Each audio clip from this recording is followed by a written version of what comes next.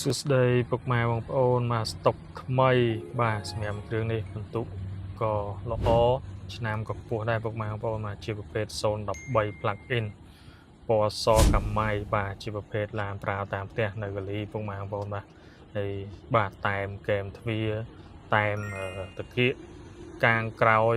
តែមវាគឺនៅទាំងអស់ពុកម៉ែបងប្អូនបាទសម្រាប់គ្រឿងនេះគឺទឹកថ្នាំគឺពិសេសណាបាទទឹកថ្នាំសៀនមកជុំតែម្ដងគឺយើងយកមកអត់រៀបចំឲ្យច្រើនណាពុកម៉ែបងប្អូនបាទ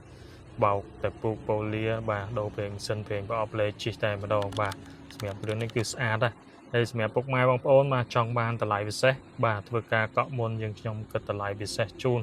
បូករួមជាមួយនឹងការរៀបចំជូនពុកម៉ែបងប្អូនមកស្អាតយកទៅប្រើគឺតម្លៃក្រោម 20000 ទេបាទសម្រាប់គ្រឿងនេះ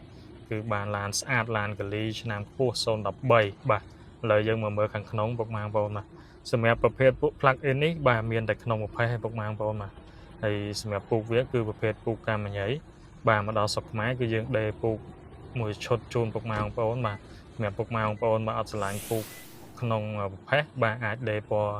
ទៅដោះគោឬក៏ពណ៌លឿងអីក៏បានដែរពុកម៉ែបងប្អូនបាទហើយសម្រាប់ប្រភេទ plug-in នេះបញ្ជាក់ជូនពុកម៉ែបងប្អូនដែរបាទសម្រាប់អាគុយវាគឺធន់ណាបាទជាបទពិសោធន៍ខ្ញុំគឺដាក់មក 4-5 ឆ្នាំហើយគឺភ្ញៀវយកទៅប្រើអត់ទាន់មានបញ្ហាបាទគឺធន់មែនតើពុកម៉ែបងប្អូនបាទឥឡូវយើងមកមើលបាតក្រោម